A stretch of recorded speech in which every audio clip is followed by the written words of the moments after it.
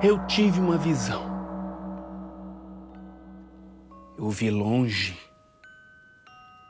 eu vi distante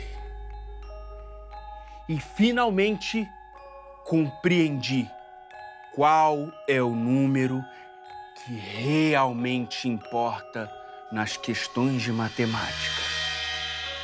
Quer saber que número é? É o número de acertos. Roda a vinheta.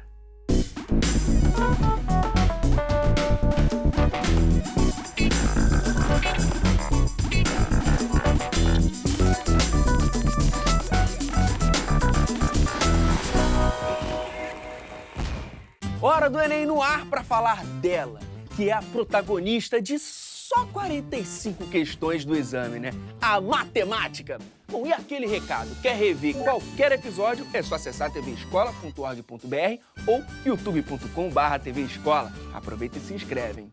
Bom, agora sim, vem pra cá, professor Gustavo Adolfo. E aí? Falei, aí, cara. Belezinha? Tudo bem? Tudo bem com você? Tudo bem, graças a Deus. Professor, vamos começar por uma queridinha que sempre aparece na prova do Enem. Probabilidade. Cara, probabilidade de fato é um tema que cai com bastante frequência e quando cai, ele não cai em poucas questões, né? Ele cai aí em 1/9 da prova, né? Em 5 questões, 4, né? Costuma ser nessa média.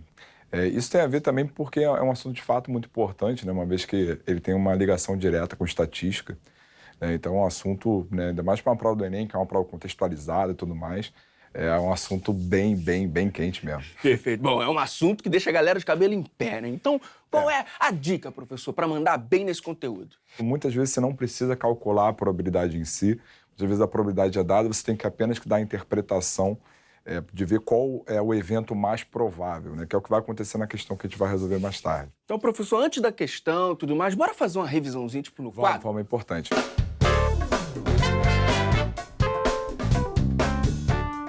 Laplace definiu probabilidade da seguinte maneira, né? Casos favoráveis sobre casos possíveis. Tá, mas antes disso, né, o que são casos favoráveis, o que são casos possíveis? Em probabilidade, a gente trabalha com os chamados experimentos aleatórios, né? Então, a palavra aleatório, esse prefixo aqui, ale, ele significa sorte, ele significa o acaso. Então, um experimento aleatório é um experimento em que eu não tenho como prever o que vai acontecer. Então, um exemplo de experimentos aleatórios você, por exemplo, quando você lança um dado, você sabe quais são os possíveis resultados possíveis. Se for um dado tradicional, né, como 6 faces, você sabe que vai sair do 1 ao 6. Certo. Quando você lança uma moeda, você sabe que vai sair cara ou coroa. Mas você não tem como, de antemão, quando você lança a moeda, agora eu vou lançar a moeda, vai sair cara. Você não tem como, de antemão, vou lançar esse dado, vai ser o número 6. Você não tem como prever isso. Você sabe que um desses possíveis resultados vai acontecer, mas você não sabe dizer antes qual vai ser o resultado final, certo? Todos os resultados possíveis do experimento aleatório, eles formam um conjunto chamado espaço amostral. Então, o espaço amostral é o conjunto de todos os resultados possíveis de um experimento aleatório. Certo. Então, por exemplo, no caso da moeda, quando você lança uma moeda, pode sair cara ou coroa, digamos. Certo? Por exemplo, quando você lança um dado, você pode ter o quê? 1, 2, 3, 4, 5 ou 6. Então são todos os resultados possíveis. E aí, dentro do espaço amostral, né, existe um subconjunto que a gente adota, que é o evento. O evento nada mais é do que são esses casos favoráveis aqui que o Laplace definiu. Casos favoráveis é aquilo que a gente quer que aconteça, ou aquilo que a gente gostaria que aconteça. Então, por exemplo, eu vou lançar esse dado, eu gostaria muito que saísse um número par. Então, o nosso evento é o resultado do dado ser par. Certo. Então, por exemplo, seria qual é o conjunto dos pares? Né? O conjunto dos pares aqui, dentro desse cara, é 2, 4 ou 6, certo? Então, no caso aqui, os meus casos favoráveis, seria exatamente o número de elementos do meu conjunto aqui, onde esse conjunto é chamado de evento. Então, esses casos favoráveis é o número de elementos do evento e esses casos possíveis é o número de elementos do espaço amostral, certo? Então, por exemplo, aqui eu tenho 6 resultados possíveis, certo? Sim. Então, no caso aqui especificamente, para esse conjunto, a probabilidade de obter um número par seria o quê? Eu tenho 6 resultados possíveis quando eu lanço esse dado. Certo. Se eu quero que seja par, eu tenho 3 resultados favoráveis. Então, isso aqui seria o quê? 1/2. Você pode deixar em forma de fração, as pessoas às vezes costumam querer denotar na forma de porcentagem, não há nenhuma obrigação para isso. Mas, ou seja, então, eu tenho aqui uma probabilidade de 50%. O que esse número representa, né? Esse número representa a chance que esse evento tem de ocorrer. É certo disso acontecer? Não. Mas há uma chance razoável de, ao você lançar um dado, de você ter um número par, né? Então, quando você tem um evento, né, um experimento aleatório, em que cada um dos resultados possíveis tem a mesma chance de ocorrer, ou melhor dizendo, em que cada um dos resultados possíveis tem a mesma probabilidade de ocorrer, esse experimento é o que a gente chama de experimento equiprovável. Então, na palavra equiprovável, o que a gente tem? Equi significa o quê? Significa mesmo ou igual. Na real, significa igual, né? Mas aqui no contexto, o mesmo também serve. Então, o experimento equiprovável é um experimento em que todos os resultados têm chances iguais de ocorrer. Então, a probabilidade é isso. A probabilidade, né, num contexto geral, é isso. É um número que ele representa a chance de que aquele determinado evento que você gostaria que acontecesse tenha chance de ocorrer. Agora, uma definição formal de probabilidade aí é um pouquinho diferente. A probabilidade é uma função que associa um conjunto A, que é o evento, a um número real. Por exemplo, no caso aqui, um exemplo seria o conjunto dos números pares no lançamento de um dado, por exemplo. Certo? E aí você tem o seguinte, né? Você tem que, para cada evento A, você tem associado a ele um número real, onde isso aqui significa a probabilidade do evento A ocorrer. Certo. Então, no nosso caso, no nosso exemplo, a probabilidade de sair o evento par na verdade, aqui é em relação ao espaço amostral. Entendi. Aqui é 1/2, 50%. Certo? E o nosso espaço amostral, que a gente denota por ômega, essa letra é a letra grega ômega, o S. No caso, 1, 2, 3, 4, 5, 6. Certo? E o nosso evento A aqui é 2, 4 ou 6. Só que esse número aqui não pode ser qualquer coisa. Entendeu? Então, isso aqui tem que respeitar algumas condições. Então, você tem essa função, certo, onde esse número ele varia de 0 a 1, certo? E por que ele varia de 0 a 1? Né? Existe uma probabilidade... Porque o 1, você pode escrever 1 como 100%. Né? Entendi. Então, a probabilidade disso acontecer é 110%. Quando você fala isso, você não está falando isso sério. Você está falando, assim, que não tem a menor chance de não ocorrer, entendeu? Uhum. Mas na marca, a chance de algo ocorrer ou é 0 ou é 100%. Vai de 0 a 100%, não passa. Então, isso aqui não passa de 1, por conta disso também não existe uma probabilidade negativa. Né? Sim. Tem menos 50% de chance de ocorrer. Isso não faz o menor sentido. Certo? A não ser como você fala informalmente, aí sim, mas né, na marca, não. E aí, bom, onde a probabilidade do espaço amostral é exatamente 1, e dizer isso é o mesmo que dizer que a probabilidade do conjunto vazio é 0. O que é o conjunto vazio? É o conjunto que não tem elemento nenhum. Elemento nenhum. Então seria, por exemplo, vou lançar um dado. Quero que saia 7. Não tem como, porque vai de 1 a 6. Isso nunca vai acontecer. Saquei. E aí tem uma coisa importante, que é a probabilidade da união de dois eventos é a probabilidade do primeiro mais a probabilidade do segundo com uma condição. Se não houver interseção entre eles. Como você explica? Então, vamos lá. Que seria o seguinte, sei lá, digamos que o evento A sejam os números pares. Quais são os números pares? 2, 4, 6. 2, 4, 6. O evento B seria dos números ímpares. Quem são os números ímpares? 1, 3, 5. 1, 3, 5.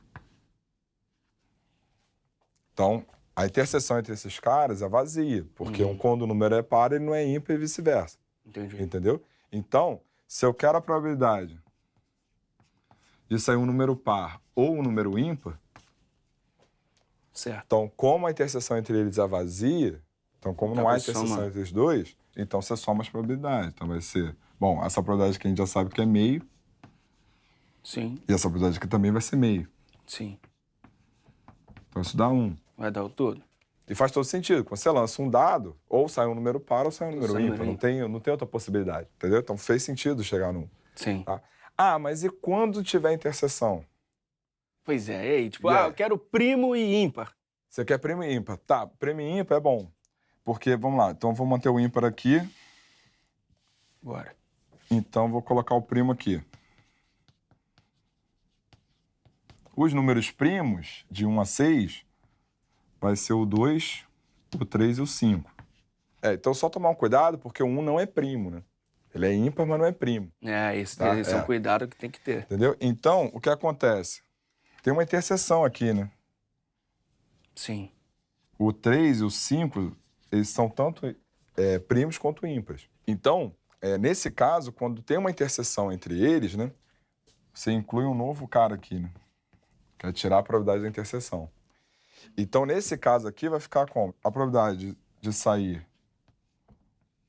um número primo é 1/2, né? Porque você tem a metade dos números. A probabilidade de sair um número ímpar Também. também é ímpar, porque você também tem a metade. Agora, a probabilidade de sair um número que seja primo e ímpar vai ser o quê? Eu tenho 2, né? Sim. Então, vai ficar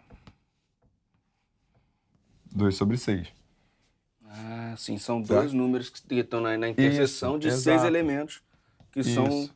os dois eventos, a gente pode chamar assim. Exatamente. Qual é a interseção? 3 e 5. 3 e 5, então esse cara tem dois elementos. Tem 2 elementos num total de 6. Então a probabilidade de sair os dois, né, que seja tanto primo quanto ímpar, é 2/6.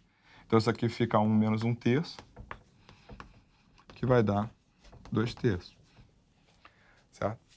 Então, isso aqui, na verdade, a gente pode até adotar na definição mesmo. A gente costuma colocar isso aqui como um teorema, uma proposição, mas não há tanta essa necessidade. Tenha sempre em mente isso.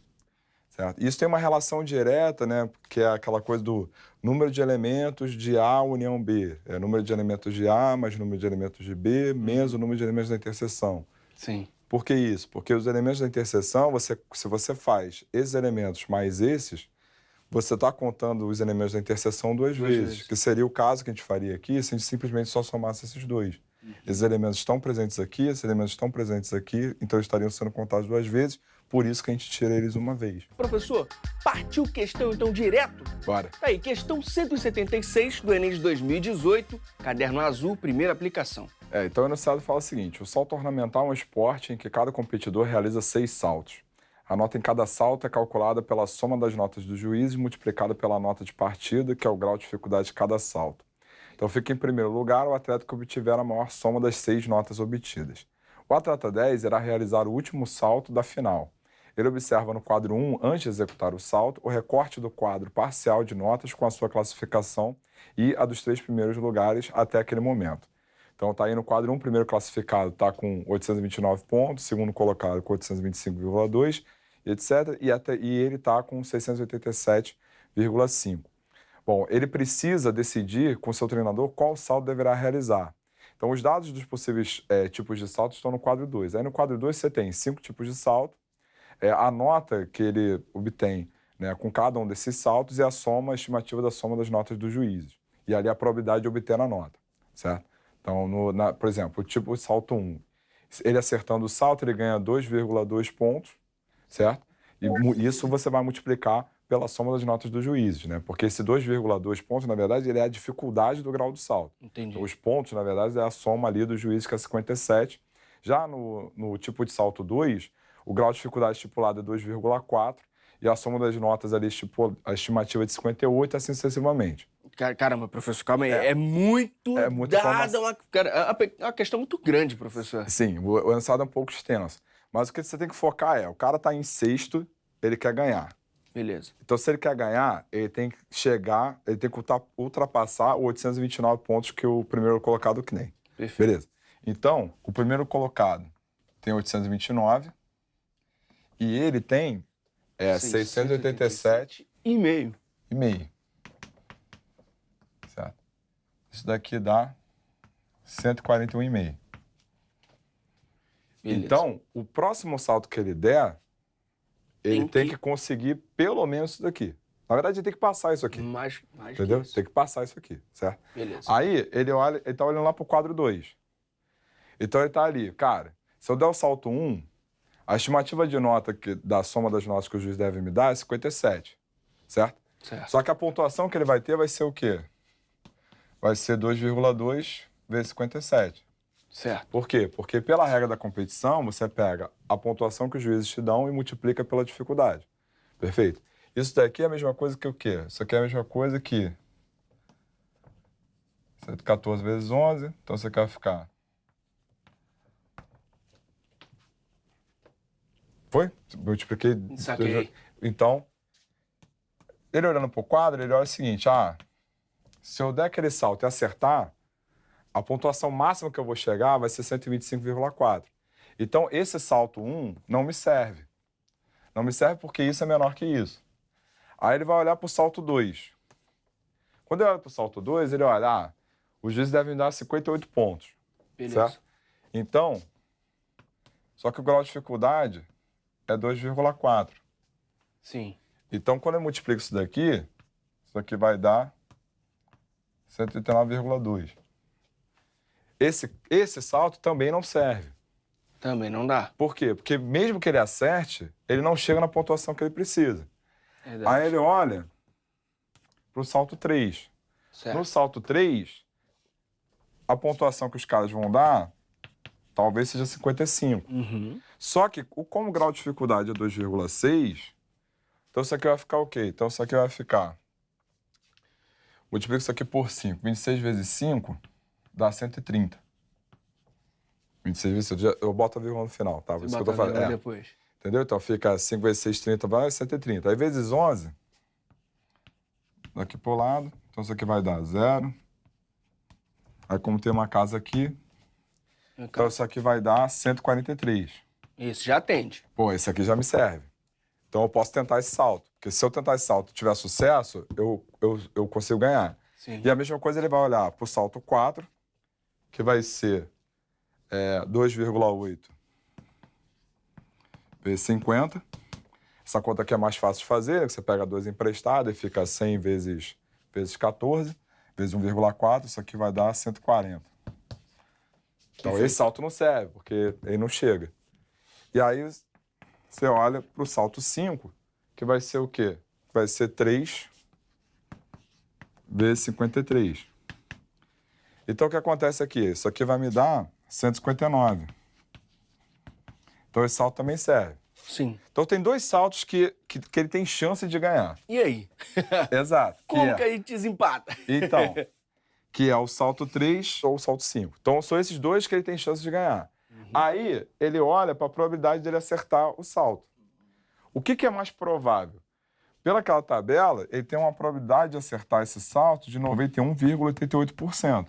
Isso tá mais fácil de conseguir. E o outro que serve, que é esse aqui, 87,34%. Então, entre os 2, qual que ele vai escolher? 3. O 3. O grau de dificuldade é menor e a probabilidade de obter a nota é maior. Exatamente. Entendeu? Porque por mais que ele... mas essa pontuação aqui é maior. Mas não interessa, porque ele não precisa alcançar essa pontuação enorme. Sim. Ele só precisa passar o 141,5.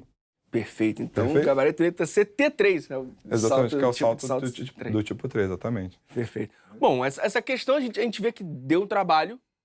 Sim, ela as dá um contas, trabalho. principalmente, né? Principalmente essas 2 primeiras aqui. E ter que fazer todos os tipos de salto e tudo mais. Exatamente. Tem muito de interpretação também, né, Não, professor? muito, é muito mesmo. Então, assim, primeiro, o enunciado é extenso, porque, enfim, não é novidade no Enem. Então, você teria que ter a interpretação, se colocar na situação do problema, que é muito comum em combinatória e probabilidade, né? Então, você se coloca na situação do atleta, certo? Então, ele teria que ver, primeiro, esse primeiro dado, do quadro 1, que era, ele tem que chegar nessa pontuação. Sim. Aí ele teria que entender, né, que talvez essa fosse a parte mais difícil.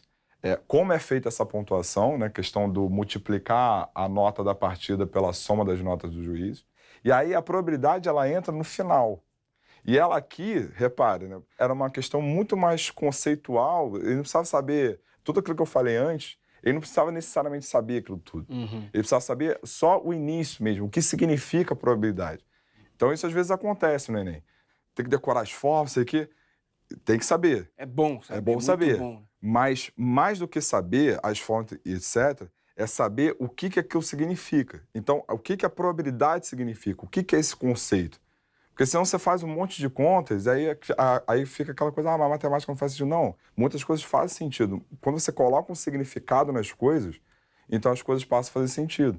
Só reforçando o gabarito, opção C. C. T3, é o tipo de salto 3.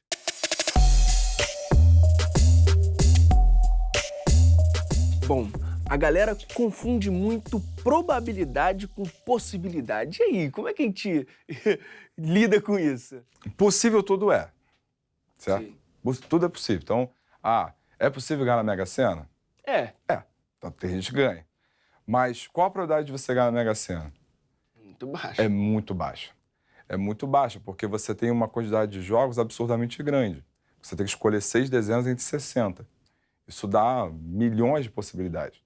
Mesmo se você fizesse se você fosse fazer todos os jogos possíveis, você ia gastar mais dinheiro do que o prêmio. Olha aí. Entendeu? Então, assim, é possível ganhar? É. Qual a probabilidade disso acontecer? Mínima. Mínima. Então, possibilidade é diferente de probabilidade. A probabilidade disso ocorrer é pequena, mas possível sempre é possível. Alguma coisa também interessante, por exemplo, você vai marcar lá o jogo da Mega Sena, por exemplo, quem joga. Dificilmente alguém pode pegar, qualquer pessoa, dificilmente você vai encontrar alguém que marcou 1, 2, 3, 4, 5, 6. Por quê? Porque, assim, intuitivamente, a chance disso acontecer, isso nunca vai acontecer. Muito difícil sair na sequência. E no fim das contas, a chance de sair 1, 2, 3, 4, 5, 6 é a mesma chance de ocorrer 32, 34, 50 e tanto. Já é a mesma chance. É a mesma chance. A probabilidade de sair 1, 2, 3, 4, 5, 6 é a mesma probabilidade de sair qualquer outro jogo. Qualquer outro jogo de 6 dezenas. E a gente tem essa falsa impressão. E a gente tem essa falsa impressão. Porque, qual a chance de sair 6 bolas consecutivas? Cara, é igual, é rigorosamente igual a todas as outras. E chegou o nosso momento Pop Prof.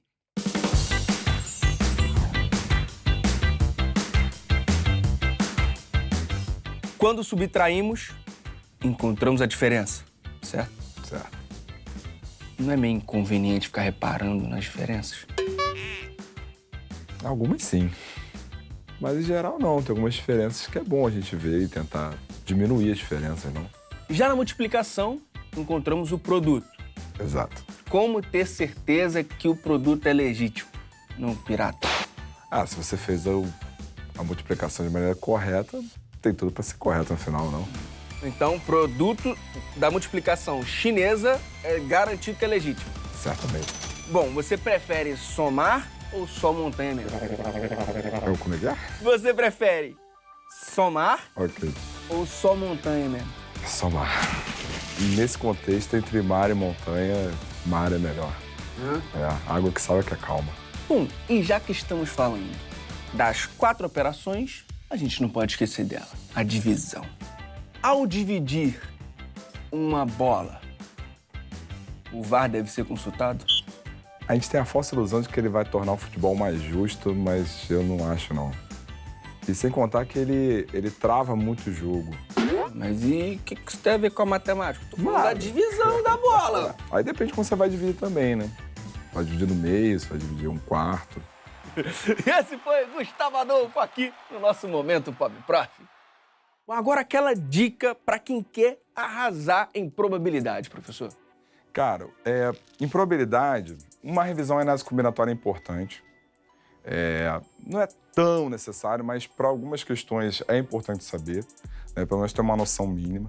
Mas o foco que você tem que ter mais mesmo em probabilidade é o conceito básico de todos, que é casos favoráveis sobre casos possíveis, certo? E a interpretação do enunciado. A interpretação do enunciado é 70% do caminho. Professor, muito obrigado. Cara, eu que agradeço. Mais uma vez, volte sempre, viu? Eu que agradeço. É isso aí. Pode deixar. Hora do Enem fica por aqui, mas os seus estudos continuam. Basta acessar o Percurso Educativo em tvescola.org.br/percursos. Até a próxima. Valeu, gente. Cortou, mandou, valeu.